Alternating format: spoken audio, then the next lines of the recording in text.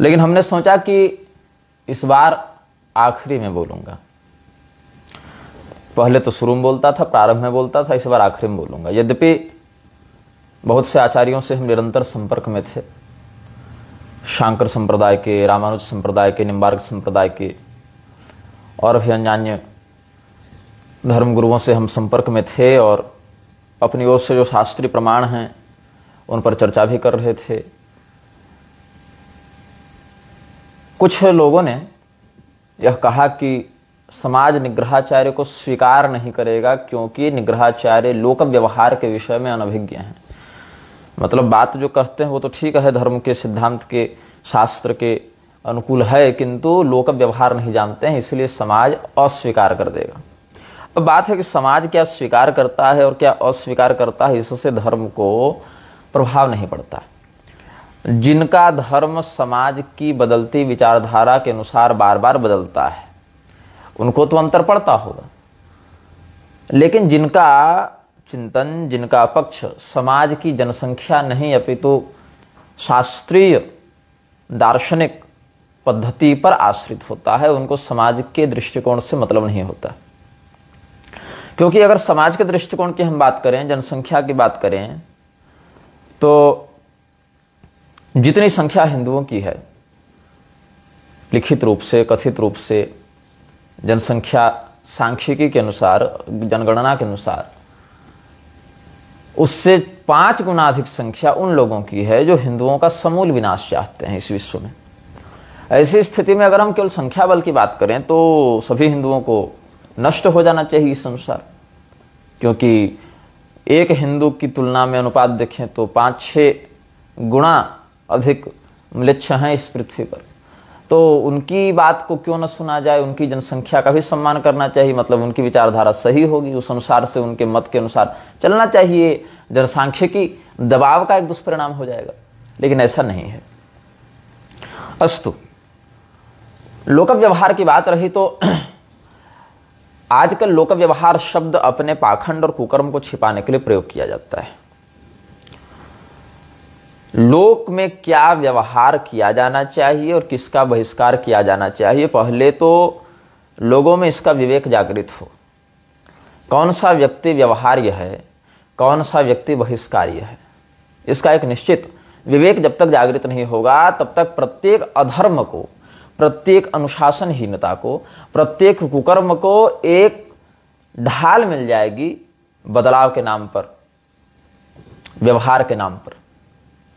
और यही कारण है कि जो लोग खुलेआम समर्थन करते हैं गोमांस भक्षण का, जो लोग खुलेआम समर्थन करते हैं जिहाद का, जो लोग सार्वजनिक रूप से समर्थन करते हैं वर्णाश्रम व्यवस्था को मिटाने का, उनके साथ भी प्रसन्नतापूर्वक व्यवहार करते देखे जाते हैं वो लोग जिनका पूरा अस्तित्व और व्यक्तित्व सनातन धर्म के धर्मगुरु के नाम पर चल रहा है।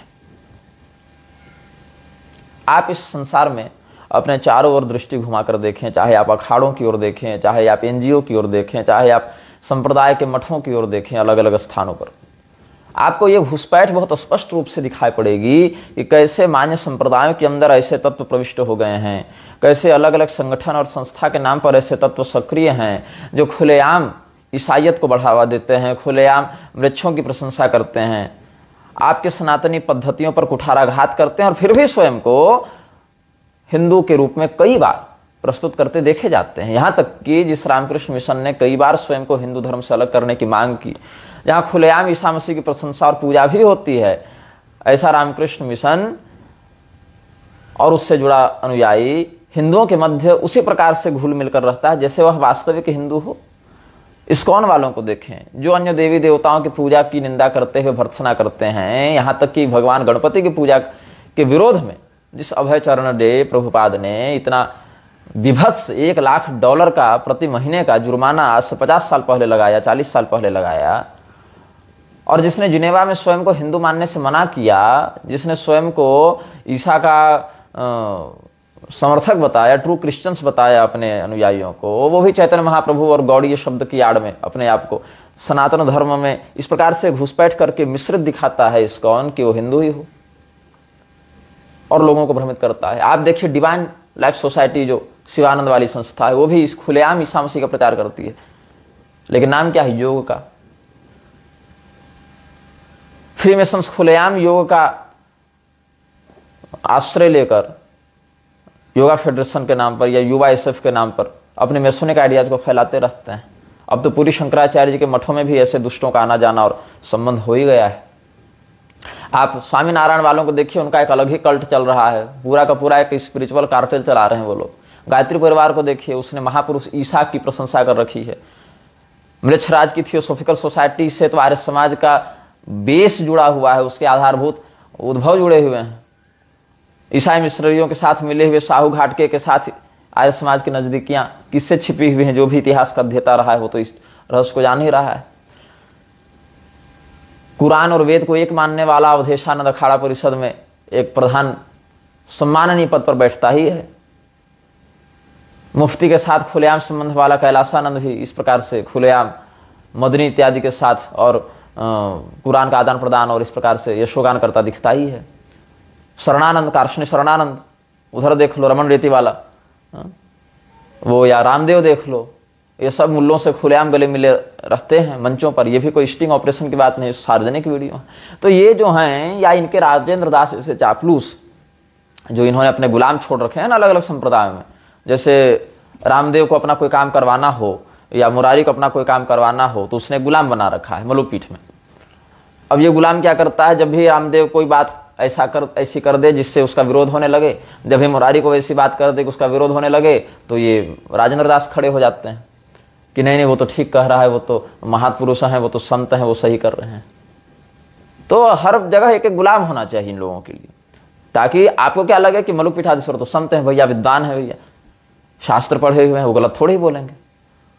तो ये गुलाम क्या करते हैं? व्हाइट वॉशिंग करते हैं लोक व्यवहार की आड़ में, व्यवहार बनाने की आड़ में। एक सामान्य हिंदू भी जिस शुद्धि अशुद्धि को जानता है, जिस नियम को जानता है, जिस मर्यादा को समझता है, उतनी भी विवेक बुद्धि जिसमें नहीं है, ऐसे लोगों की वकालत करने के लिए वो लोग आते हैं जो मंच पर वर्णाश्रम व्यवस्था और सनातनी परंपरा की रक्षक और संवाहक के रूप में देखे जाते हैं। छवि क्या है? राजेंद्र दास की छवि क्या है? कि वो विद्वान हैं, सदाचारी हैं, संत हैं, सहनशील हैं। लेकिन वास्तविकता क्या है? अधर्मियों के बचाव में, नेताओं की चापलूसी में, नेताओं की सोगान में भाट चारण के समान प्रस्तुत होते रहते हैं कि हाँ मोदी जी का राज्याभिषेक कर दिया, मोदी जी को आशीर्वाद दे दिया, ये कर दिया, वो कर दिया। तो कहीं ना कहीं आरएसएस और भाजपा ने एक बात को अवश्य समझा जो अन्य पार्टियां नहीं समझ पाई, कि धर्म का धंधा कैसे किया जाता है। अब धर्म का धंधा करने के लिए इनके पास दो रास्ते। पहला रास्ता यह कि वर्तमान धर्मगुरुओं को अपने प्रभाव में ले लो, और यदि वो संभव नहीं हो तो उनके स्थान पर अपने गुलामों को उन्हीं के समकक्ष खड़ा कर दो। दोनों में से कहीं कहीं तो बात हो ही जाएगी। और हिंदू इतना सोया हुआ समाज है कि वो तो कहेगा कि हाँ ये तो संत हैं, ये तो महापुरुष हैं, इनका विरोध मत करो, ये कह रहे हैं तो ठीक ही कह रहे होंगे। यही कारण है कि मोहन भागवत खुलेआम स्वयं को हिंदुओं का इतना बड़ा नायक मानता हुआ यह बयान देता है कि हंस और डिंभक समलैंगिक थे, महाभारत में समलैंगिकता का समर्थन किया गया है। यह वक्तव्य किसका है? मोहन भागवत का है।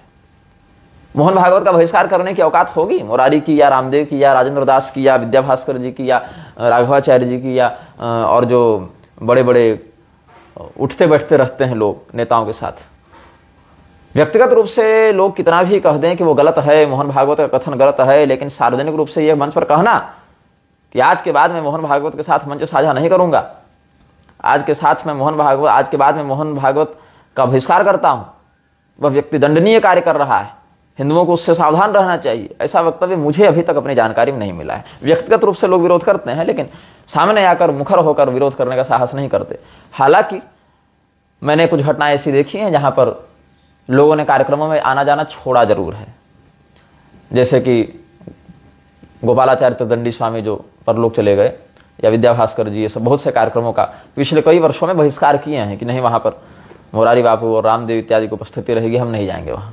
ये सब सुधार हुआ है बहुत मामलों में, और ये सुधार समादरणीय भी है। लेकिन जिस प्रगल्भता के साथ और जिस स्पष्टता के साथ समाज को इसका संदेश जाना चाहिए कि आपने बहिष्कार किया, ये आप जानते हैं, हम जानते हैं, आयोजक जानते हैं, समाज को नहीं पता है कि आपने क्यों बहिष्कार किया। तो समाज जब तक उस विकृति को नहीं समझेगा कि आपने बहिष्कार किया तो उसके पीछे कौन सी अशुद्धि थी, कौन सी उसमें धार्मिक विकृति थी, तब तक समाज वहां से मोहभंग अपना नहीं कर सकता है। समाज भीड़ देखता है, बागेश्वर धाम की भीड़, प्रदीप मिश्रा की भीड़, और इसके पीछे क्या है? भूमाफियाओं का एक बहुत बड़ा स्वार्थ। गौशाला के नाम पर भूमाफिया जमीन लेते हैं, थोड़ी बहुत भूमि पर गौशाला बनाते हैं और उसके नाम पर सरकार से फिर अनुदान लेते हैं, बाकी प्लॉटिंग करके बेच देते हैं। आप बागेश्वर धाम के अगल बगल कभी जाइए और वहां के लोकल लोगों से पूछिए, स्थानीय लोगों से पूछिए कि बागेश्वर धाम की वास्तविकता क्या है। जो धीरेन्द्र शास्त्री के दादा थे वो क्या थे? लिख दिया प्राचीन पीठ। वहां शिव जी का मंदिर था पहले छोटा सा, हनुमान जी तो हाल फिलहाल में बैठाए गए, और जिस आचार्य ने हनुमान जी की स्थापना करवाई वो उन आचार्य से मैं व्यक्तिगत परिचित हूं। जिस टेंट वाले ने वहां उस यज्ञ में टेंट लगाया, उस टेंट वाले परिवार से मैं परिचित हूं। लेकिन लोगों को क्या है? अरे प्राचीन पीठ है। प्राचीन पीठ, प्राचीन पीठ 2 पीढ़ी पहले के लोगों को नहीं पता था, धीरेन्द्र शास्त्री को पता चल गया। और ये धीरेन्द्र तो नुक्कड़ नाटक के समान तमाशा दिखाता हुआ घूमता था। वो तो विधायकों ने इसका कार्यक्रम कराया, और जिन 6 नेताओं ने, कांग्रेस के उस समय नेताओं ने समर्थन किया, वो सारे चुनाव हार गए। बाद में कांग्रेस ने मोह भंग कर लिया, भाजपा ने हाथों हाथ उठा लिया। तो नेता इस प्रकार से स्पॉन्सरशिप देते रहते हैं उन गुलामों को, जिनके माध्यम से वो जनता को प्रभावित कर सकें, इन्फ्लुएंस कर सकें, मोटिवेट कर सकें। तो हुआ क्या?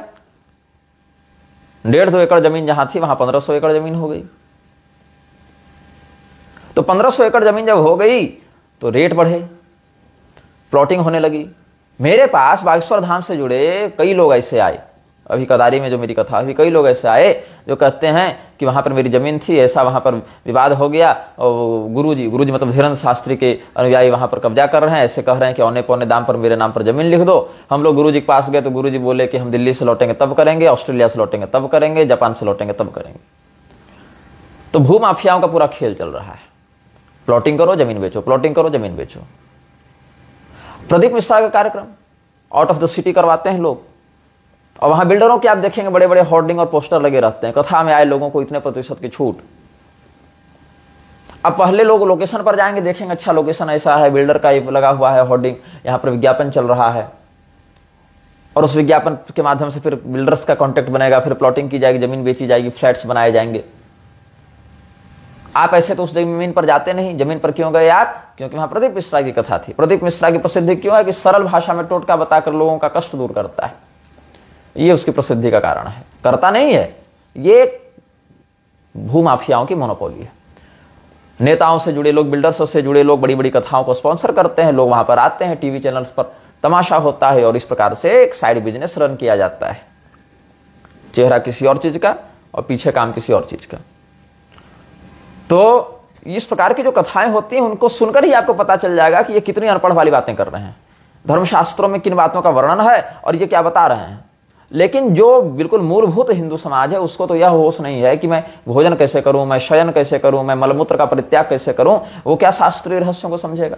तो फिर उस धर्म के ज्ञान से हीन उस व्यक्ति को एक चाशनी चटाई जाती है, एक चटनी चटाई जाती है, जिसको कहते हैं लोक व्यवहार।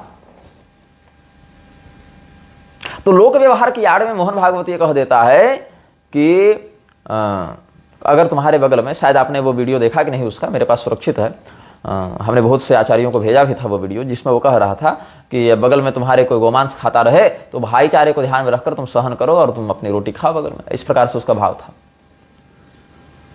मतलब कि इतना नीचे गिरना पड़ेगा लोक व्यवहार के नाम पर कि गौ रक्षा की बात तो भूल जाओ, यहां पर बगल में बैठकर अगर कोई गाय खा रहा हो तुम्हारे बगल में तो उसको भी सहन करो। ये लोक व्यवहार की स्थिति हो गई। कल कोई तो आरएसएस ये कह देगी कि तुम्हारी बेटी का बलात्कार कोई मुसलमान करे, मुस्लिम राष्ट्रीय मंच का कोई व्यक्ति करे तुम्हारी बेटी का बलात्कार, तो सहनशीलता के चक्कर में तुम उसको भी सहन कर लो, और अगर फिर भी संतुष्टि न हो तो अपनी मां और पत्नी को भी आगे कर दो। ये भी हो सकता है कल।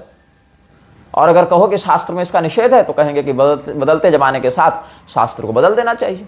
या फिर मैं तो कहता हूं कि मुरारी बड़ा मूर्ख है, उसको तो इतनी सफाई देनी ही नहीं चाहिए थी, उसको तो एक पंक्ति उठानी थी, कह देता कि शास्त्र में जितने भी सूतक से संबंधित बातें कही सब प्रक्षिप्त हैं। सबसे बढ़िया उपाय यही था, चूक गया बेचारा।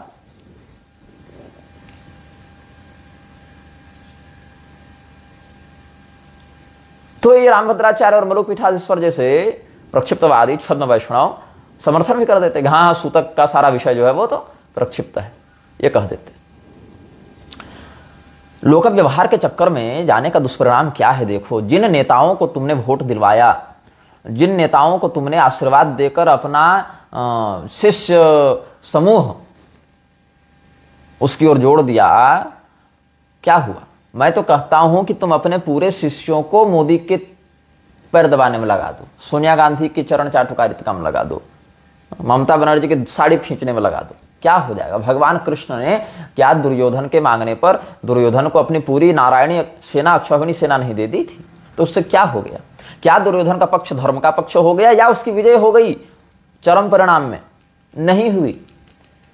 मतलब अगर भगवान स्वयं भी अधर्म के पक्ष को सैन्य बल प्रदान करते हैं, जनबल प्रदान करते हैं, समाज को दिखाते हैं कि उसकी संख्या हमसे अधिक है, तो भी उसका पक्ष धर्म का नहीं हो जाता है और न अंततोगत्ता उसके पक्ष को विजयी माना जाता है।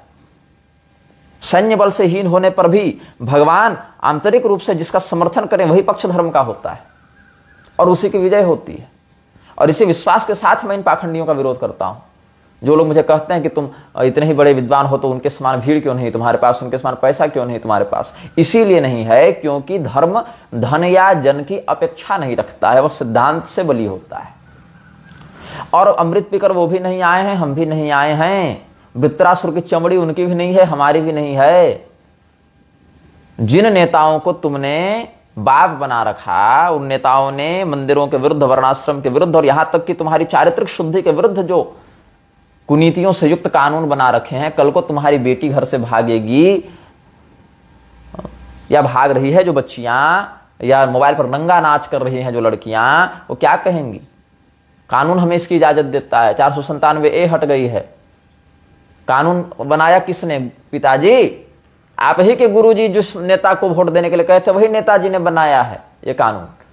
तो फिर यदि वो नेताजी गलत होते तो आपके गुरुजी क्यों उनका समर्थन करने कहते? और अगर ये कानून गलत होता तो ऐसे महान नेता ऐसा कानून क्यों बनाते? इसलिए हम सही हैं पिताजी। और सबसे बड़ी बात तो लोक व्यवहार के विवाद में क्यों पढ़ना चाहते हो? सुन लो विवाद क्यों होता है। पूरी शंकराचार्य के चेले भी सुन लें। आप लोग जो वीडियो बना रहे हैं ना कि निग्रहाचार्य को शास्त्र का अध्ययन होने के बाद भी विवाद में क्यों पड़े रहते हैं, ज्ञानी क्यों नहीं है? सुनो, विवाद में इसीलिए पड़े रहते हैं भाई क्योंकि जो बोलेगा वो विवाद में पड़ेगा।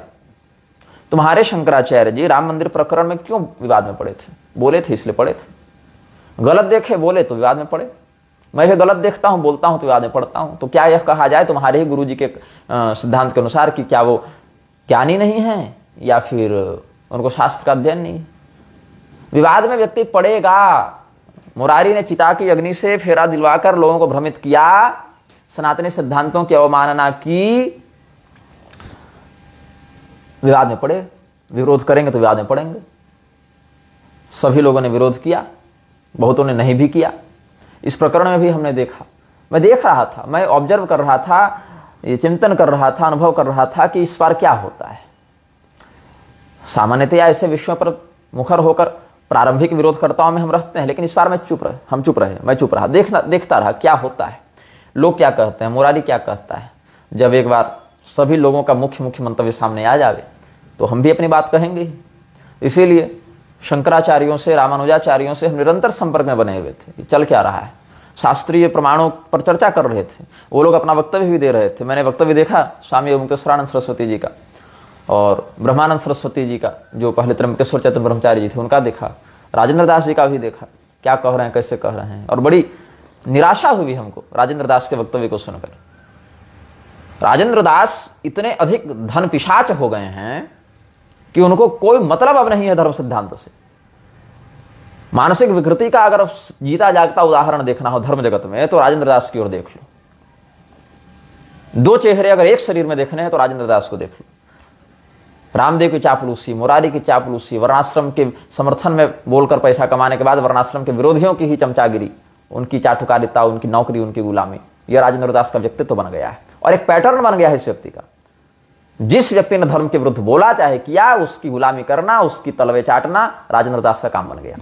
चाहे वो रामभद्राचार्य देख लो, यहां तक कि इस व्यक्ति का आत्मसम्मान इतना नष्ट हो चुका है कि इसके बगल में बैठकर, बाकी संप्रदाय की बात छोड़ो, इसके बगल में बैठकर ये क्या नाम है उसका, चित्रकूट वाला रामभद्राचार्य, उसने मुंह पर कह दिया कि तुलसी पीठ ही एकमात्र प्रामाणिक रामानंदाचार्य पीठ है और इस व्यक्ति की औकात नहीं हुई कि उस वक्तव्य के विरोध में आज तक कुछ कह सके। इसको कोई मतलब नहीं है संप्रदाय सिद्धांत से जी, इसको बस है कि हमको कितना अधिक से अधिक मठ मिल जावे बस। अरे भैया ठीक है, अगर तुम अपने आप को इतने बड़े संत मानते हो, इतने बड़े सहनशील और एकदम भगवतप्राप्त महापुरुष मानते हो कि नहीं बोलना चाहते हो किसी के विरोध में, भाई जो जैसा कर रहा है वैसा करने दो, इस भाव से अगर रहते हो तो चुप रहो। फिर जब गलत हो रहा है तो उसका समर्थन कम से कम मत करो। तुम तो चापलूसी कर रहे हो ना, तुम सहनशीलता नहीं दिखा रहे हो ना। तुम एक वर्णाश्रम विरोधी बहिष्कार्य व्यक्ति को, दंडनीय व्यक्ति को प्रातस्मरणीय योग ऋषि बता रहे हो। क्रिमिनल को तुम योग ऋषि, आयुर्वेद ऋषि, महर्षि बता रहे हो। जिसने धर्म सिद्धांत का सदैव मजाक उड़ाया और जिसने सनातन धर्म पर कुठाराघात करने का सदैव प्रयास किया, उसको तुम प्रातस्मरणीय और पूज्य महाराज श्री बताते हो। वहां तुम चुप नहीं रह सकते। धर्म सिद्धांत के विषय में बोलने के समय चुप हो जाते हो, गलत कार्य का समर्थन करने के समय मुंह खुल जाता है। वही मंच पर जाने के बाद बहुत बढ़िया शास्त्र के अनुसार एकदम वर्णाश्रम का समर्थन करने लगते हो। स्त्रियों को हवन नहीं करना चाहिए मंच पर बोलते हो, सामने बैठकर खुद स्त्रियों के साथ हवन भी करते हो। तो क्या चल रहा है भाई? फिर अगर मैं कुछ कहूंगा तो लोग कहेंगे संत की निंदा करते हो, ज्ञानी होकर विवाद करते हो। शास्त्र के व्यक्ति तो विवाद नहीं करता। पूरी शंकराचार्य की जीवनी कहती है कि बचपन में उनके सामने कोई महिला खुले माथा से आ जाती थी, खुले बाल वाली, मस्तक बिना ढके, तो दंडित कर देते थे। पता नहीं क्या दंड देते थे, ये तो नहीं स्पष्ट किया। लेकिन शंकराचार्य बनने के बाद खुले बाल वाली लड़कियां उनके मंच पर आती जाती रहती हैं, कोई अंतर नहीं। और इस पर बोल दें तो क्या विवाद हो जाएगा? और अगर विवाद हो रहा है तो क्या विवाद हम कर रहे हैं कि तुम्हारे गुरु कर रहे हैं?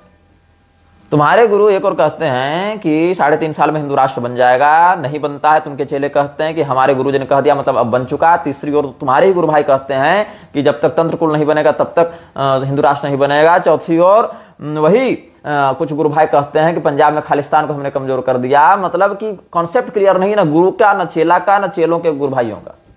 यहाँ के वास्तविकता क्या है? बनेगा नहीं बनेगा, आज बनेगा, 3 साल बाद बनेगा, 6 साल बाद बनेगा कि बन गया? कोई कॉन्सेप्ट नहीं है। बल्कि अब तो पूरी शंकराचार्य जी 3.5 साल वाली बात पर मौन साध लिए हैं। 3 साल खूब नचाए हिंदुओं को उसके बाद। तो इस पर अगर कोई कुछ कह रहा है भैया तो वो विवाद नहीं कर रहा है, वो एक वास्तविकता पर चर्चा कर रहा है। निरंजन देवतीर्थ जी माधवाश्रम जी का अभिषेक करते हैं, लेकिन पूरी के शंकराचार्य वर्तमान वाले अपने ही पूर्वाचार्य के द्वारा अभिषेक व्यक्ति को नहीं मानते। कोर्ट में प्रामाणिकता चाहिए उनको तो स्वरूपानंद जी से समर्थन लेते हैं, लेकिन फिर वही स्वरूपानंद जी को 2 पीठ पर बैठा नहीं मानते हैं। लेकिन चतुष्पीठ सम्मेलन में 2 पीठ की ओर से उनको बुला भी लेते हैं, उनका अस्तित्व स्वीकार भी कर लेते हैं। तो जिसका कॉन्सेप्ट, जिसका सिद्धांत स्वयं स्पष्ट नहीं है कि उसको 4 पीठ में किन 4 लोगों को मानना है, उस व्यक्ति के उस कुकृत्य पर या उस अस्पष्ट विचारधारा पर चर्चा करने पर विवाद हो रहा है। और रही बात विवाद की कि क्यों ज्ञानी नहीं हो पा रहे, तो शंकराचार्य के साथ उठने बैठने वाले लोग तो बड़े ज्ञानी हो गए होंगे, है ना? रामशंकर शुक्ल तो बड़े ज्ञानी है ना। तो पूरी के शंकराचार्य जी जो मुक्तेश्वरानंद सरस्वती को शंकराचार्य नहीं मानते हैं, वही पूरी शंकराचार्य जी के एकदम निकटवर्ती दाहिने हाथ रामशंकर शुक्ल क्यों पूरी ये मुक्तेश्वरानंद जी के शिविर में जाकर उनको जगत गुरु ज्योतिष पीठाधीश्वर शंकराचार्य बोलकर आते हैं? बताओ, कुल मिलाकर सिद्धांत कहीं नहीं है भाई। ये कड़वा सत्य आपको सुनना पड़ेगा और स्वीकार करना पड़ेगा कि सिद्धांत नहीं बचा है। व्यवहार में कुछ और बात है, सिद्धांत में कुछ और बात है। गुरु जी कहते हैं कि व्यवहार सिद्धांत में एक रूपता होनी चाहिए, चेला कहता है कि सिद्धांत व्यवहार में एक रूपता नहीं, जगत व्यवहार अलग होता है। गंगाधर पाठक ने कहा ही था। तो ये बहुत लचर स्थिति है, बहुत दयनीय और बहुत मार्मिक स्थिति है सनातन धर्म की। यहां लोक व्यवहार के चक्कर में लड़कियां भागेंगी, मुल्लों से विवाह करेंगी, और जब आप कहेंगे कि गलत हो रहा है तो वही लड़कियां मुंह पर उठाकर आपको सैंडल मारेंगे, अपने बाप भाई को मारेंगी और कहेंगे कि भाई आपके जगत गुरु जी नहीं तो उन नेताजी को वोट दिलवाया था आपसे और उन्होंने कानून बनवाया पिताजी, तो उस कानून ने हमको अधिकार दिया था। आप बोलने वाले कौन होते हैं? लोक व्यवहार सुनकर चुप रहिए, तब कहां जाओगे तुम? तो लोक व्यवहार के नाम पर हमको चुप रहने का जो तुम लोग आदेश दे रहे हो ना, इसी चुप्पी ने सनातन धर्म को इस स्तर पर लाकर खड़ा कर दिया सनातन के अनुयायियों को कि तुम्हारे मुंह पर, सुन लो, तुम्हारे मुंह पर मोहन भागवत गोमांस खाने की वकालत करता है, लेकिन तुम्हारी औकात नहीं, तुम्हारे गुरुओं की औकात नहीं कि उसका बहिष्कार करके दिखा दें। तुम्हारे मुंह पर बलराम जी को शराबी कहा जाता है, भगवान कृष्ण को गधा कहा जाता है। तुम्हारे मुंह पर चिता की जलती अग्नि से फेरा दिलवाकर विवाह संस्कार का अपमान किया जाता है और मुरारी का बहिष्कार नहीं होता है, और बाद में वो नालायक क्षमा मांगने का नाटक कर देता है। ये वास्तविकता है हिंदू समाज की, और इसका मुझसे या तुमसे कोई व्यक्तिगत संबंध नहीं है। यह समाज की दुर्गति का एक वास्तविक जीता जागता दुष्परिणाम है। मुकुंदानंद जी के पास मुरारी के किसी अनुयायी ने भेजा था, जो साथ में ही रहता है शायद, कुछ मैसेज भेजा था जो मुक्तेश्वरानंद सरस्वती जी के माध्यम से हमको प्राप्त हुआ। उसमें लिखता है मुरारी का पक्ष, निम्बार्क वैष्णव साधुओं के लिए सूतक अस्पृश्यता का पालन करना आवश्यक नहीं है। वे किसी भी धार्मिक या सामाजिक समारोह में भाग ले सकते हैं, चाहे वह जन्म हो, मृत्यु हो या कोई अन्य उत्सव है। निम्बार्क संप्रदाय में सूतक को एक बाधा के रूप में नहीं देखा जाता है, जो व्यक्ति को भगवान की भक्ति से दूर ले जाता है। और मनुस्मृति का एक श्लोक दे दिया है, यज्ञेषु दान धर्मेषु न सूतः कार्यमाचरेत् सताम ही सत्क्रिया लोके न कालवशगा स्मृता। ये कह दिया है। इस नालायक को आज मनुस्मृति याद आ रही है और मनुस्मृति का यह श्लोक याद आ रहा है। अरे नालायक अनपढ़, सुन, यज्ञेषु दान धर्मेषु न सूतः कार्यमाचरेत् सताम ही सत्क्रिया लोके न कालवशगा स्मृता। इसका जो तात्पर्य है वो सुन लो। यज्ञ में जो व्यक्ति दीक्षित होकर बैठ चुका है, बीच में सूतक लगने पर उसको वह सूतक बाधा नहीं देता है। ये सब दक्ष स्मृति इत्यादि में भी वर्णन मिल जाएगा। यज्ञ में जो दीक्षित है पहले से, उस व्रत में जो संकल्पित है पहले से, उसके लिए नियम है, लेकिन उस कृत्य से निवृत्त होते ही शेष सूतक उसको व्याप्त होता है। और जो सताम ही सत्क्रिया लोके जो कह रहे हो ना कि सज्जनों को, सत्पुरुषों को बाधित नहीं होता, तुम सज्जन नहीं हो, तुम दुर्जन हो, तुम हो लतखोर। और राजेंद्र दास जैसे लोग तुम्हारी चापलूसी कर सकते हैं, हम लोग नहीं करेंगे। तुम्हारा स्वार्थ से राजेंद्र दास का स्वार्थ एक दूसरे से सिद्ध होता होगा। हम लोग का जो है ऐसे दुष्टों के प्रति काढ़ के जूता कपार में दीजिए का व्यवहार रहता है। बड़े यहाँ पूज्य श्री बने, तुम सत्पुरुष नहीं हो, तुम दुर्जन हो। और निम्बार्क संप्रदाय क्या वेद विरुद्ध चलने लगा कब से? तुम इकलौते निम्बार्क के पैदा हो गए हो। भगवान की भक्ति में बाधक नहीं है सूतक, ये ठीक है, लेकिन कैसे? आप सूतक में भी हैं तो बैठकर राम राम कर सकते हैं। अरे तूने पूरा कॉर्पोरेट खड़ा कर दिया है रे। अरे तुम्हारे यहां अगर कोई कथा सुनने जा रहा है, उसको अगर मोटरसाइकिल खड़ी करनी, उसकी भी पर्ची कटती है पार्किंग की, पूरा मेन्यू बनता है करोड़ों का, तुम्हारा ये पूरा का पूरा ग्रुप कंपनी चलती है। वो भगवान की भक्ति कर रहा है। तो कथा रोककर नमाज सुनने वाला व्यक्ति, मंच से अली मौला कराने वाला व्यक्ति, बलराम जी को शराबी कहने वाला दुष्ट, स्मशान की अग्नि से फेरा दिलवाने वाला नालायक, तू कब से भक्त हो गया रे? निम्बार्क वैष्णव क्या करते हैं? अब चिता के श्मशान की अग्नि से फेरा दिलाते हैं। मैं पूछता हूं निम्बार्कियों से कि तुम्हारा स्तर इतना गिर गया कि मोरारी जैसे लोगों को तुमको निम्बार्क संप्रदाय का सर्टिफिकेट देना पड़ रहा है? निम्बार्क संप्रदाय क्या इतना नीचे गिर गया है? मैं पूछता हूं निम्बार्कियों से कि तुम्हारे माथे पर चढ़कर ये मोरारी तुम्हारे संप्रदाय के नाम पर मूत रहा है और तुम लोग विरोध नहीं कर पा रहे हो। इसी के लिए भगवान निम्बार्काचार्य जी ने अवतार लिया था। इसी के लिए भगवान सुदर्शन चक्र ने तुम लोगों को ज्ञान दिया था। गीता मानते हो कि नहीं तुम लोग? ये सब पुरुष है, सज्जन है मोरारी। निम्बार्क संप्रदाय में कथा रोकर नमाज पढ़ने का भी विधान हो गया, सुनने का। निम्बार्क संप्रदाय में अली मौला करने का भी विधान हो गया। निम्बार्क संप्रदाय में बलराम जी को शराबी माना जाता है। निम्बार्क संप्रदाय में श्मशान की अग्नि से फेरा दिलाया जाता है। तुम लोग क्यों विरोध नहीं करते हो? तुम्हारे संप्रदाय के ब्रांड के नाम पर एक व्यक्ति इस प्रकार से कुकर्म पर कुकर्म किया जा रहा है, तुम लोग को लज्जा नहीं आती?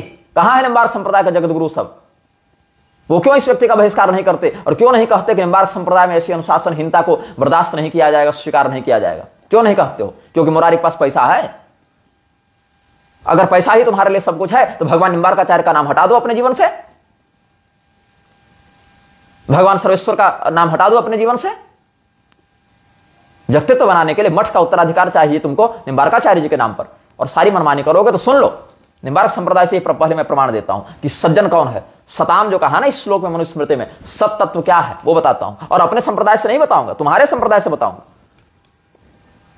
एक केशव भट्ट हुए, दिग्विजयी, जगत विजयी केशव भट्ट उनका नाम कहा जाता है। कश्मीर में बहुत दिन उन्होंने प्रवास किया तो उनको कश्मीरी केशव भी कहा जाता है। उन्होंने गीता पर बड़ी सुंदर टीका लिखी थी। सुन लो निम्बार्क संप्रदाय में क्या अनुशासन है। 16वें 17वें अध्याय से मिलाकर बता रहा हूं, कुछ श्लोक 16वें के हैं, कुछ 17वें के हैं। तो अशास्त्र विहितम घोरम तप्यम ते ये तपोजनाः दंभाहंकार संयुक्ताः काम राग बलान्विताः कर्षयन्तः शरीरस्थम भूत ग्राम मचेतसः मां चैवान्तः शरीरस्थम तान विद्यासुर निश्चयान्। भगवान कहते हैं शास्त्र विरुद्ध जो लोग तपस्या करते हैं या यज्ञदान इत्यादि सत्कर्म करते हैं, कथित सत्कर्म, अभी सत बना नहीं है, वो केवल कर्म है, वही दंभ अहंकार से संयुक्त होकर, काम राग के बल से युक्त होकर अपने शरीर को बस कष्ट देते रहते हैं, ऐसे लोगों को आसुरी निश्चय वाला जानना चाहिए। इस पर निम्बार्क संप्रदाय के पूर्वाचार्य क्या कहते हैं? श्री केशव भट्ट तत्व प्रकाशिका लिखी है उन्होंने ना, क्या कहते हैं? वेद के अनुकूल, स्मृति पुराण इत्यादि के अनुकूल तपस्या करनी चाहिए। उसके इतर जाओगे तो अशास्त्र विहित हो जाएगी, शास्त्र विरुद्ध हो जाएगी वो तपस्या इत्यादि। और ऐसे आसुरी चिंतन वाले जो लोग हैं वो आसुरी तपस्या करके भगवान की आज्ञा का, भगवान के शासन का उल्लंघन करके मनमाना काम करते हैं, और मनमाना काम करने के कारण यथेष्टाचारण, अपनी इच्छा के अनुसार मनमाना काम करते हैं और नरक जाते हैं। मुरारी संत हो गया ये मनमाना व्यक्ति। अरे इस मूर्ख को अभी खाने पीने हगने का होश नहीं है, ये बन गया संत। तो क्या कहते हैं तुम्हारे निम्बार्क संप्रदाय में जो गीता की टीका है, अशास्त्र विहितम शास्त्रेण वेदेन तदनुकूलेन स्मृति पुराणादिना चयन्न विहितम अतएव घोरम प्राणि पीड़ाकरम तपो ये जनास्तप्यन्ते उपलक्षण मिदम यज्ञादेह तथापि घोरम यज्ञम तो ये कुर्वन्ति कथम भूता दंभाहंकार संयुक्ता दंभो धार्मिकत्व ख्यापनम। दंभ क्या है? जो धार्मिक नहीं है, खोखला है अंदर से, फिर भी स्वयं को धर्म गुरु के रूप में दिखाए, ऐसा दंभ जो दिखाता है मुरारी और जिसकी वकालत करते हैं राजेंद्र दास, ऐसा दंभ। अहंकार आत्मन श्रेष्ठ्याभिमानस्ताभ्याम संयुक्ता। अहंकार क्या है? मुझसे बड़ा कोई नहीं, मैं ये काम को सबसे बेहतर कर रहा हूं, सर्वश्रेष्ठता से कर रहा हूं। ये जो मुरारी का दंभ है कि हम पर सूतक लागू नहीं होता, हम ये हैं।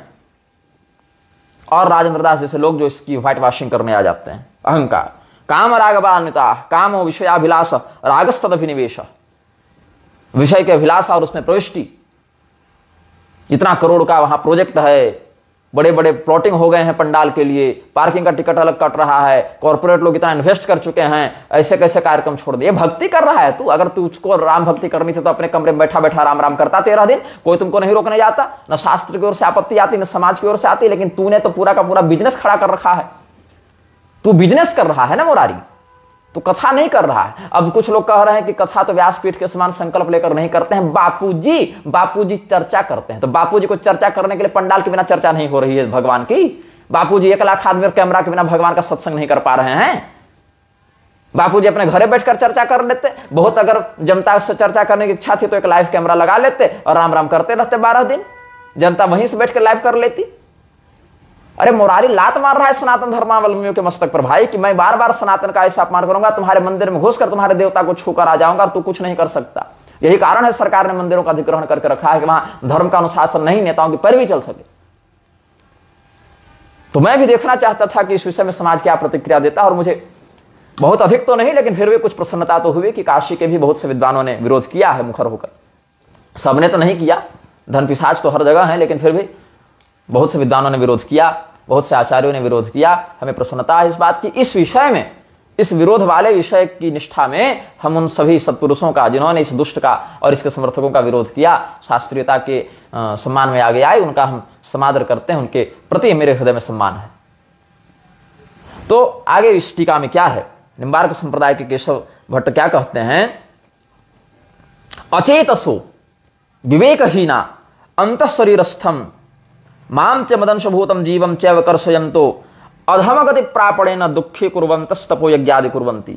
मेरी आज्ञा का मतलब भगवत आज्ञा का उल्लंघन करते हुए मनमाने ढंग से व्रत अनुष्ठान दान तपस्या इत्यादि करके ये लोग धर्म की आड़ में अधर्म करते हुए मुझे ही कष्ट देते हैं। ये असुर, मुरारी असुर है संपदा के दृष्टिकोण से, शरीर से तो है मनुष्य लेकिन संपदा के दृष्टिकोण से असुर है।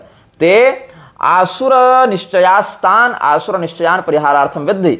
असुर क्या करता है? भगवान की आज्ञा का उल्लंघन करके। भगवान की आज्ञा कहां मिलेगी? वेद पुराण स्मृति में मिलेगी, श्रुति स्मृति में वागी।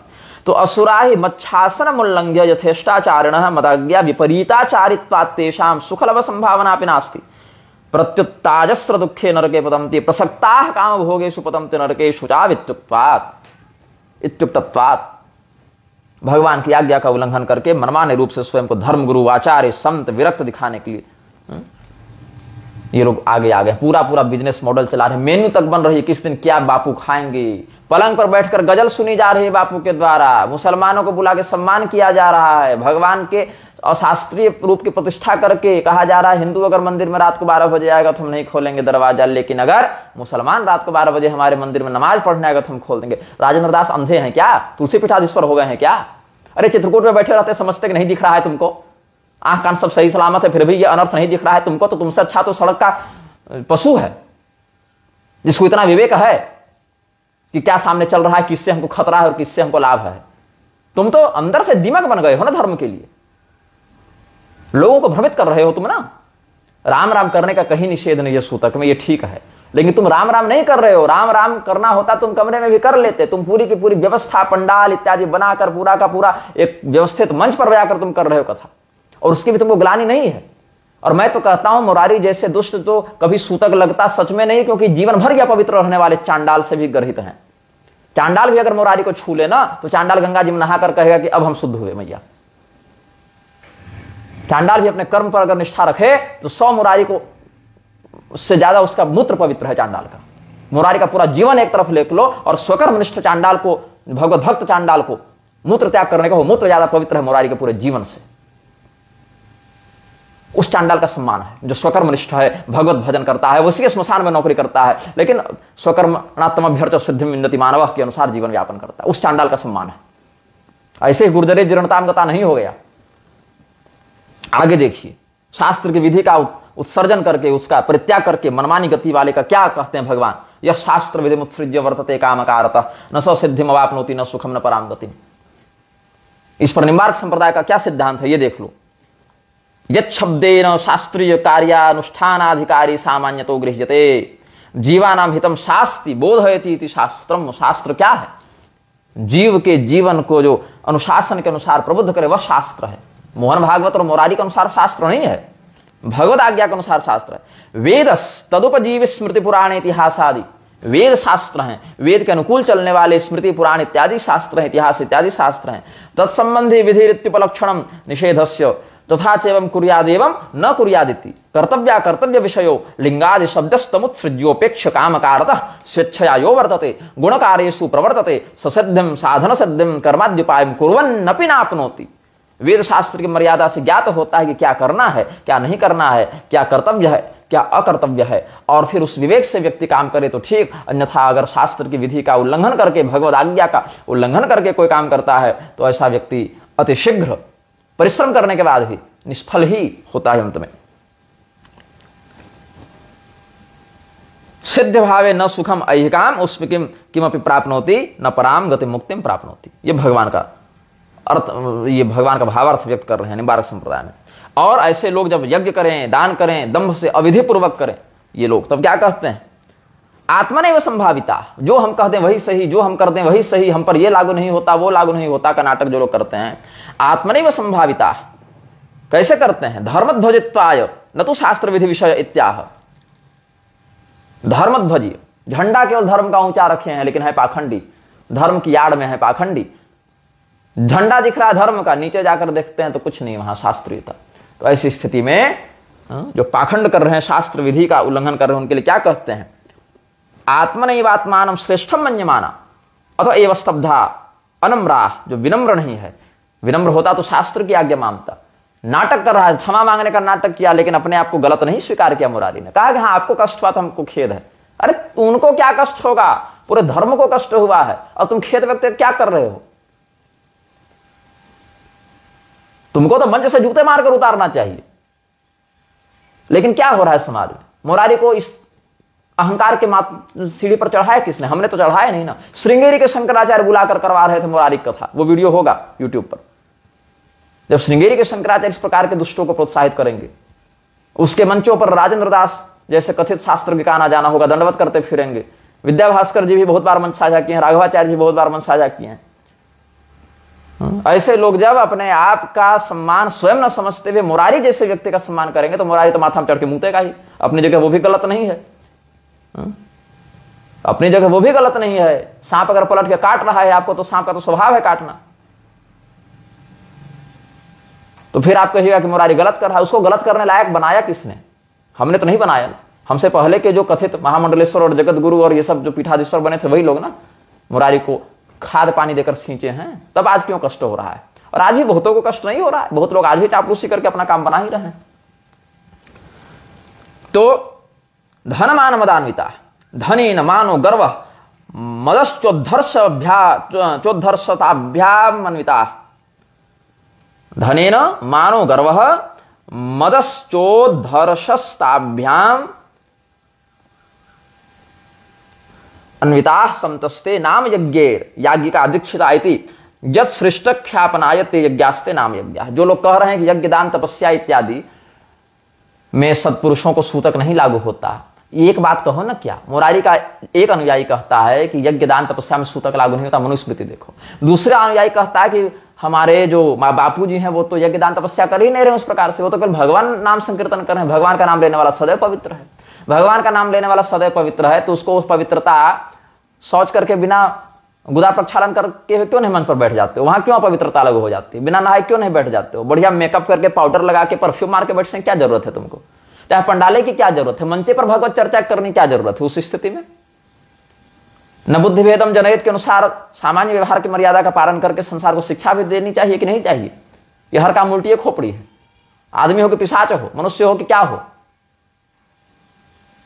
अरे कुत्ता भी बैठता है जगह पर तो थोड़ा झाड़ के बैठता है जी, उसको भी इतनी शुद्धि अशुद्धि का बोध हो जाता है पशु योनि में होने के बाद भी। कई बात देखे होंगे आप। नाली का सुअर भी वहां पड़ा रहता है तो उसमें स्वभावतः उसकी प्रवृत्ति है। तुम्हारी स्वभावतः प्रवृत्ति किस चीज में जा रही है?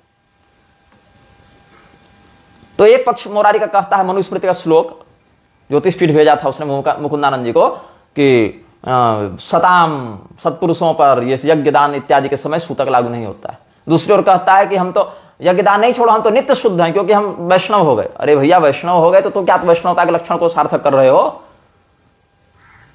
वैष्णवता के लक्षण कुछ होते हैं कि खाली नाम से वैष्णव कह दिया? कोई कह दिया हम शिव जी के भक्त हैं तो हम पर लागू नहीं होता। फिर लागू किस पर होता है? कहो कि मुसलमान पर लागू होता है तो मुसलमान पर भी तो तुम लागू नहीं कर रहे हो। मुसलमानों को भी तो तुम बाप और दामाद बनाकर घूम रहे हो, तब किस पर लागू कर रहे हो? शास्त्र की मर्यादा किसी पर तो लागू हो, तुम पर लागू होती नहीं, तुम वैष्णव हो। मुसलमान पर लागू होती, तुम ऐसा मानते तो मुसलमानों के साथ संसर्ग करते नहीं, वहां भी कोई दिक्कत नहीं। किसी पर तो लागू करो कम से कम। हर हिंदू कह देगा कि हम तो ये हैं, हम पर लागू नहीं होता, हम तो वो, हम पर लागू नहीं होता। तो शास्त्र किसके लिखे गए थे? थैनोस के चाचा के लिए? शास्त्र फिर कौन पालन करेगा? तो कैसा है भाव? यज्ञ नहीं, यज्ञ का आभास। ये हम यज्ञ कर रहे हैं, कथा कर रहे हैं, सत्संग कर रहे हैं, ये कथा सत्संग नहीं, उसका आभास है केवल। धने न मानो गर्व मदश्चोद्धर्षस्ताभ्याम अन्विता संतस्ते नाम यज्ञैर याज्ञिका दीक्षिता इति यथृष्टख्यापनाय ये यज्ञास्ते नाम यज्ञा अथवा नाम यज्ञैर नाम मात्र यज्ञैर यज्ञाभासरे जमते कथम दंभेन न तो सात्विक श्रद्धया अविधिपूर्वकम विधिहीनम यथा भवति तथेत्यर्थः। ये निम्बार्क संप्रदाय का मत है। अब देखिए, जो असुर हैं वो पवित्रता और आचार को नहीं जानते, उनमें सत्य प्रतिष्ठित नहीं होता। भगवान क्या कहते हैं? प्रवृत्तिम च निवृत्तिम च जना न विदुरासुरा न शौचम नापि चाचारो न सत्यम तेषु विद्यते। इसका क्या अर्थ है निम्बार्क संप्रदाय में? देख लो। धर्म प्रतिपादकम उभय विधम शास्त्रम च आसुरा आसुरीम संपदम अभिज्ञाता जना न विदुर न जानन्ति अतएव तेषु आसुरेषु शौचम मतलब पवित्रता प्रवृत्ति निवृत्ति धर्मोपयोगी बाह्याभ्यंतरम आंतरिक और बाह्य कोई शुद्धि नहीं तथा आचारोपि येन आचारेण वैदिकेन संध्या वंदनादिना तच्छौचम जायते स न विद्यते संध्याहीनो शुचिर नित्यम अनर्हः सर्वकर्मसु यदन्यत् कुरुते कर्म न तस्य फलभाग भवेत् इति स्मृतेः सत्यम च यथा दृश्य श्रुतार्य भाषणम श्रुति स्मृत्यात्मक शास्त्र रूपम प्रमाणम वातेषु न विद्यते। सत्य नहीं होता जीवन में इसके। सत्य मतलब क्या? तो यहां पर कहते हैं अर्थ यथा दृष्ट श्रुतार्य भाषणम, श्रुतार्थ भाषणम, जो हमने वेद में देखा, स्मृति में देखा, पुराण में देखा, उसका यथार्थ भाषण। श्रुति स्मृत्यात्मकम शास्त्र रूपम प्रमाणम वा तेषु न विद्यते। शास्त्र के वेद स्मृति के प्रमाण को जो न माने, बंध मोक्ष ज्ञानहीना अशौचा अनाचारा, कोई आचरण नहीं जीवन में, कोई पवित्रता नहीं जीवन में, अनृत भाषण, झूठ बोलने वाले ऐसे असुरा प्रसिद्धा तथा विधा मनुष्य अपि असुराज्ञा इत्यर्थ।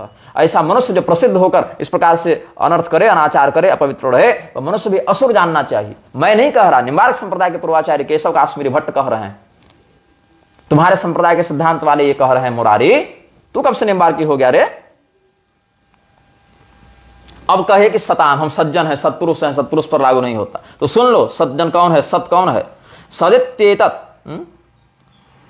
सद्वृत्त्यत्व ख्यापरम साधुभावस्तस्मिन् प्रशस्ते कर्मणि तथा सच्छब्द पार्थ युज्यते। इस श्लोक की अर्थ व्याख्या में कहते हैं सद्वृत्तत्व ख्यापरम साधुभावस्तस्मिन् सदित्येतत् श्रुति स्मृति सिद्धम ब्रह्मणो वाचकम पदम लोक वेदयो प्रयुज्यते शिष्टैः। शिष्ट जनों के द्वारा सत किसको कहा गया? जो वेद और स्मृति से सिद्ध है। ऐसे परमात्मा के वाचक को, उस पद के वाचक तत्व को सत कहते हैं। वेद की मर्यादा, शास्त्र की मर्यादा को सत कहते हैं। तू कब से सत हो गया?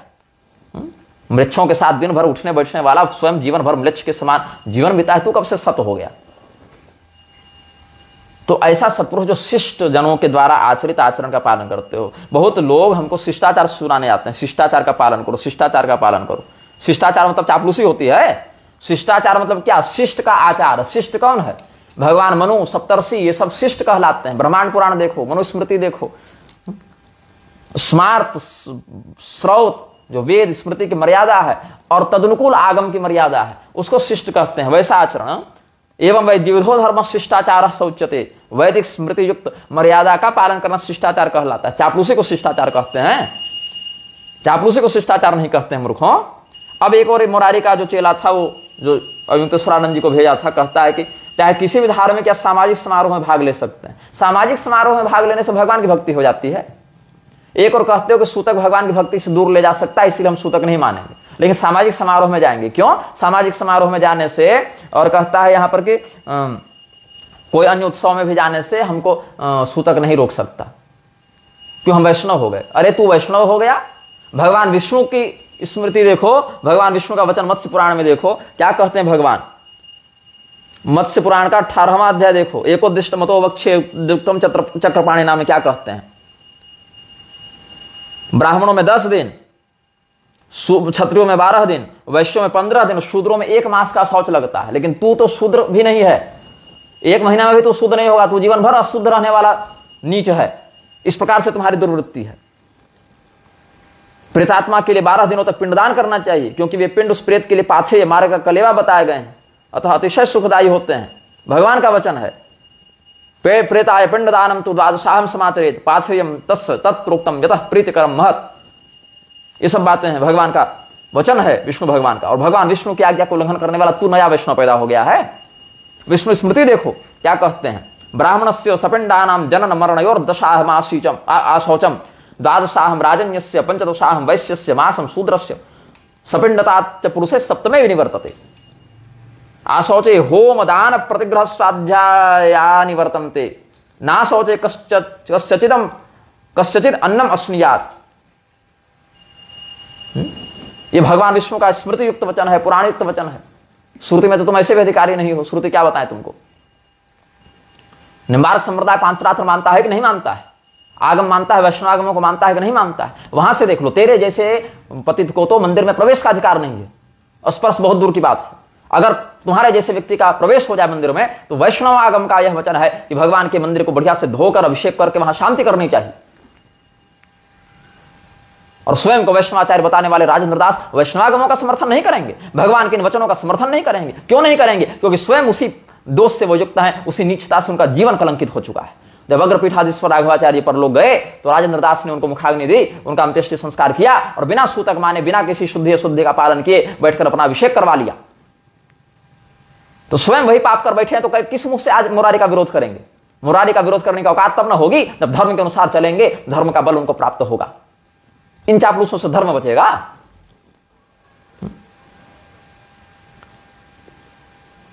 भृगु संहिता का क्रियाधिकार देखो, जो वैखानसों का है। रामानंद संप्रदाय से ही बता दे रहा हूं पहले, रामानंद संप्रदाय वैखानस को तो मानेगा ना कम से कम।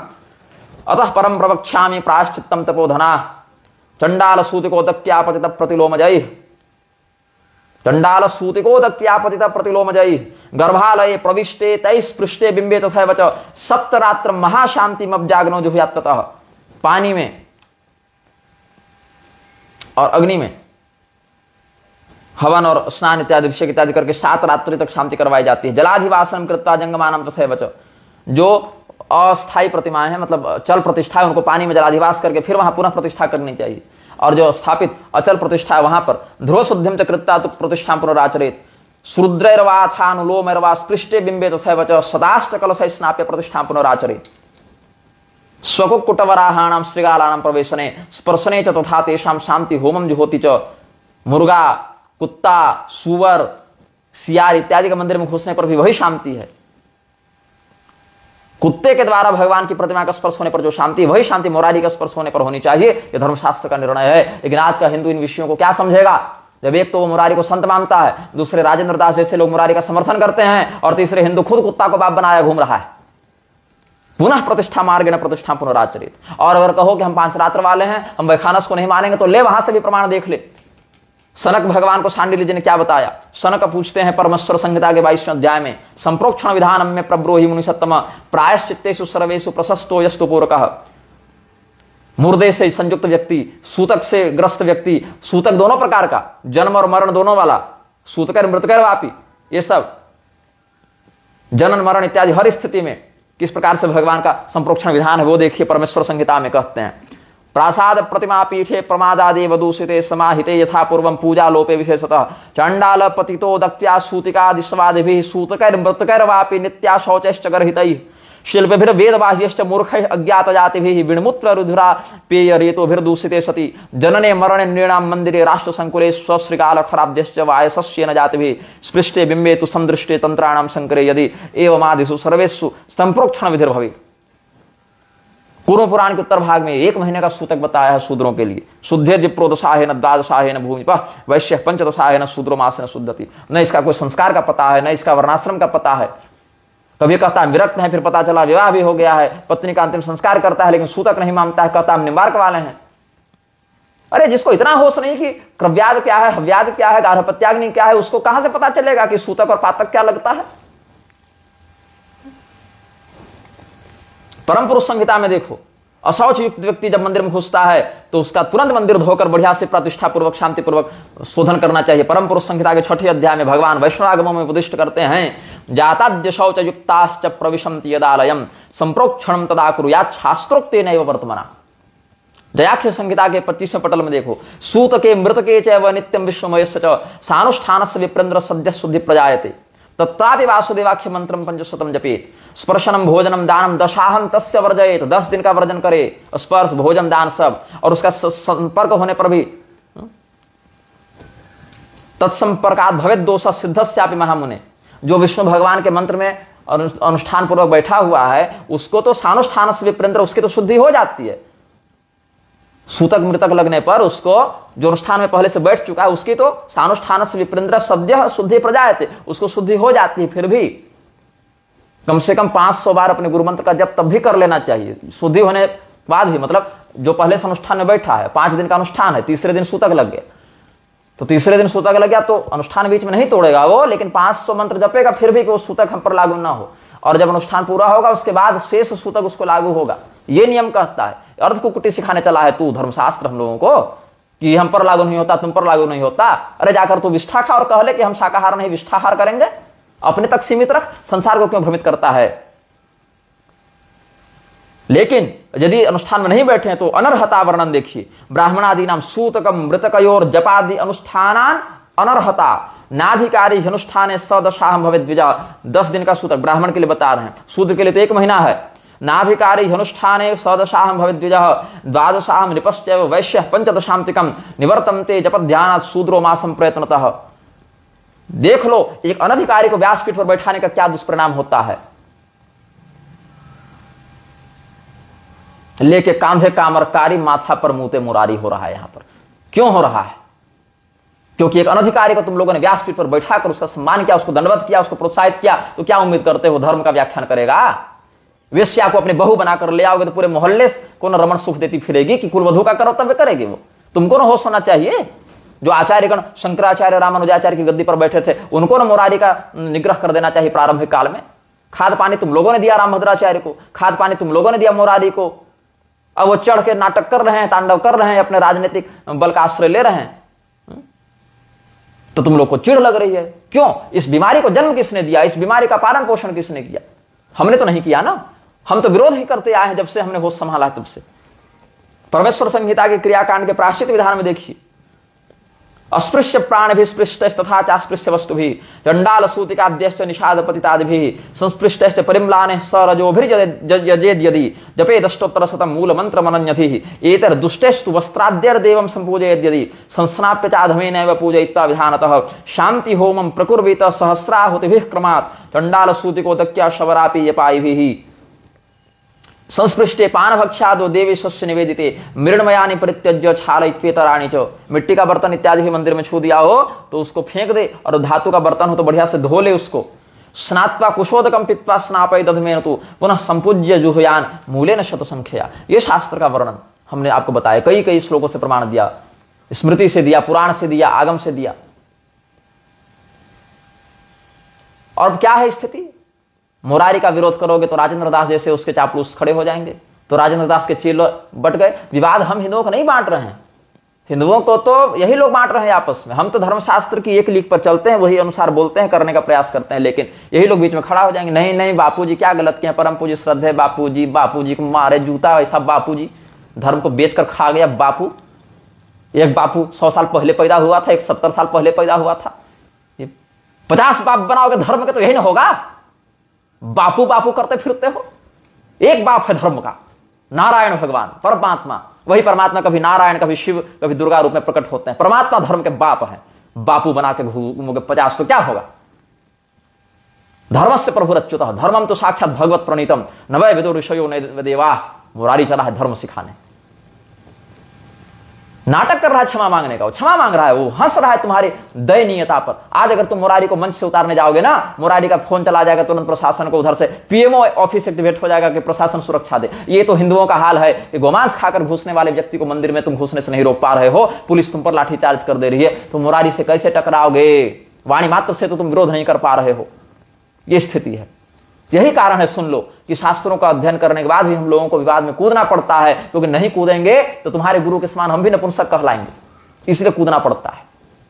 फिर हमको भी कहना पड़ेगा कि लाडले प्यारे मुरारी हैं हमारे। भाई मुरारी जब लाडला प्यारा हो गया तो फिर हम लोग तो देवराजेंद्र हो गए, फिर देवाधिदेव पद पर हम लोग बैठ जाएंगे फिर इस संसार। तो निम्बार्क संप्रदाय वालों को सबसे पहले आगे आना चाहिए कि आपके संप्रदाय के नाम की आड़ में। मैं तो कहता हूं शंकराचार्य संप्रदाय वालों को आगे आना चाहिए अखाड़ा परिषद के अनीति के विरुद्ध, कि तुम कैसे किन्नर अखाड़ा और ये सब लतखोरों को शंकराचार्य बना रहे हो। रामानंद संप्रदाय वालों को आगे आना चाहिए रामभद्राचार्य जैसे पाखंडियों के विरुद्ध। निम्बार्क संप्रदाय वालों को आगे आना चाहिए मुरारी जैसे धूर्तों के विरुद्ध। लेकिन आप लोग क्या करेंगे, नहीं आएंगे सामने। आप लोग पैसा के ऊपर नाचने वाले धनपिशाच हो गए हैं। इसमें जो इक्का दुक्का कुछ विकर्ण जैसे कौरवों के भाइयों में एक विकर्ण था, बेचारा द्रौपदी के चिरहरण का विरोध किया, लेकिन क्या प्रभाव हो गया। वैसे इक्का दुक्का कुछ सत्पुरुष करते हैं विरोध, लेकिन उस विरोध का तुम्ही लोग प्रति विरोध कर देते हो, उन्हीं को नीचा दिखा देते हो। उनका भी आत्मसम्मान नीचे हो जाता है, मोरल डाउन हो जाता है, आत्मविश्वास समाप्त हो जाता है। यह स्थिति है। तो लोक व्यवहार और धर्म में भेद करना सीखो। लोक व्यवहार धर्म के अनुकूल होना चाहिए। धर्म को लोक व्यवहार के नीचे नहीं रखा जा सकता है, क्योंकि लोक जैसे बदलेगा वैसे व्यवहार बदलेगा। कल को तुम बलात्कार को भी लोक व्यवहार के चक्कर में समर्थन करने के लिए विवश हो जाओगे, आज न कल तुम्हारा परिवार भी उसी चपेट में आएगा। धर्मगुरु लोक व्यवहार नहीं देखता, धर्मगुरु लोक व्यवहार से ऊपर धर्म को रखता है। कल को लोक व्यवहार में 100 आदमी शराबी हो जाएंगे तो एक सत्पुरुष जो मदिरापान का विरोध करेगा उसको तो गलत कहा जाएगा ना, कि लोक व्यवहार के अनुसार नहीं चलता है। मैं विरोध करता रहूंगा क्योंकि तुम गलत कर रहे हो, और नहीं विरोध करूंगा तब भी हम अमर हो जाएंगे, ऐसी बात नहीं है। तब भी हमको मरना है तो गूंगी मौत मुझे नहीं मरना। ये मैं कई बार स्पष्ट कर चुका हूं। तुम करो मानहानि का केस, तुम करो हम पर अलग अलग प्रकार के केस, तुमको भी देखेंगे, तुम्हारे जज को भी देखेंगे कि धर्म के मामले में कितना किसका प्रभाव है। फांसी पर चढ़ जाएंगे, माथा कटवा लेंगे, लेकिन धर्म के विरुद्ध जाकर नहीं पाखंड का समर्थन करेंगे। भाई करते रहो अत्याचार धार्मिकों पर, लेकिन जो भी सत्पुरुष इस समाज में, केवल मैं अपनी बात नहीं कर रहा, जिस भी व्यक्ति के अंदर सनातन शास्त्रों के प्रति श्रद्धा होगी वो बोलेगा, चाहे वो छोटे स्तर पर बोले या बड़े स्तर पर बोले, लेकिन वो बोलेगा। वो भी इतना नीचे नहीं गिरा है कि लोक व्यवहार के चक्कर में धर्म को तिलांजलि दे दे। यमराज के यहां लोक व्यवहार नहीं दिखाएगा, वो कर्तव्य का शास्त्रीय प्रमाण प्रस्तुत करेगा, और वो करने की भी आवश्यकता नहीं है। वहां तो सब, वहां इससे ज्यादा तगड़ी है एआई व्यवस्था, वो सब पता चल जाएगा किस भावना से, किस देश काल परिस्थिति में कौन सा कर्म किया गया। मुरारी जैसे लोग विशुद्ध व्यापारी हो गए हैं धर्म के। अगर आपको राम राम करना है तो कमरे में बैठकर नहीं हो सकता था, 12-13 दिन शुद्ध होने के बाद आराम से करते। हालांकि तब भी कथा के अधिकारी नहीं है व्यासपीठ के, सत्संग चलो राम राम करता, लेकिन वो भी इससे नहीं हुआ। उस स्तर पर भी ये व्यक्ति नहीं धैर्य रख सकता, क्योंकि करोड़ों का बजट है, कलेक्शन हो चुका है, उतना टिकट हो चुका है, उतना पार्किंग का ठेकेदारी बढ़ चुकी है, उतना होटल बुक हो चुका है आगंतुकों के लिए। अब वो सारा का सारा कंपनी का मामला हो गया। कंपनी के मामले के आगे धर्म तो ये लोग चलने नहीं देंगे। राजेंद्र दास देवाचार्य को मेरा एक ही परामर्श है, अभी भी समय है, सुधर जाइए। आप अपने इन्हीं कुकृत्यों के कारण अपने लोक परलोक को नष्ट कर रहे हैं, हास्यास्पद बनते जा रहे हैं। आपकी जो छवि थी एक धर्मज्ञ के रूप में, एक स्पष्ट वक्ता, शास्त्र संरक्षक के रूप में, उसको बचाइए। जैसे लोग इनके परिकर मंडल में घुस गए हैं, जिस प्रकार से इनको, और लोग, मैं जानता हूं मेरे इस वक्तव्य के बाद भी मलुक पीठाधीश्वर के मन में मेरे प्रति घृणा और द्वेष ही भरा जाएगा, लेकिन वो मेरी उस चिंता को नहीं समझ पा रहे हैं कि आपने अपने इन्हीं वक्तव्यों के कारण पिछले कई वर्षों से अपनी छवि कैसे बिगाड़ रखी है। मुंह पर कोई बोलने का साहस भले न करे, लेकिन पीठ पीछे आपकी छवि सही नहीं चल रही है, गलत छवि चल रही है। जो आपको धर्मज्ञ और शास्त्र के मानकर आपसे जुड़े थे, वो आपकी इन्हीं हरकतों के कारण आपकी भर्त्सना करने पर व्यस्त हो जाते हैं। हम मुंह पर नहीं बोलते हमारे जैसा, लेकिन हम बोल देते हैं। तो मुरारी जैसे प्रकरणों पर हम कई बार बोले हैं। इस बार थोड़ा विलंब से बोले, क्योंकि हम देखना चाहते थे कि समाज क्या प्रतिक्रिया देता है। बहुत ज्यादा तो नहीं विरोध हुआ, लेकिन फिर भी जिन लोगों ने विरोध किया उनका हम सम्मान करते हैं। लक्षण तो मुरारी के फिर भी नहीं सुधरेंगे और न इसके चापलूसों के सुधरेंगे, लेकिन ठीक है, कम से कम समाज जिंदा रहे, जगा रहे, तो पता चलेगा कि एक प्रतिरोध तो है। बिल्कुल प्रतिरोध रुक जाएगा तो ये लोग और माथा पर चढ़ जाएंगे ना। घर से बहू बेटी निकाल कर ले जाएंगे ये लोग जी, कि नहीं नहीं, या हुसैन वाले की और संतुष्टि नहीं हो रही है, चलो अपनी बिटिया दे दो। ये हाल हो जाएगा ना। फिर प्रतिरोध करना आवश्यक है, और जिसका जैसा सामर्थ्य है वैसा करना ही चाहिए। जय श्रीमन नारायण। हर हर महादेव। नमः चंडिकाय।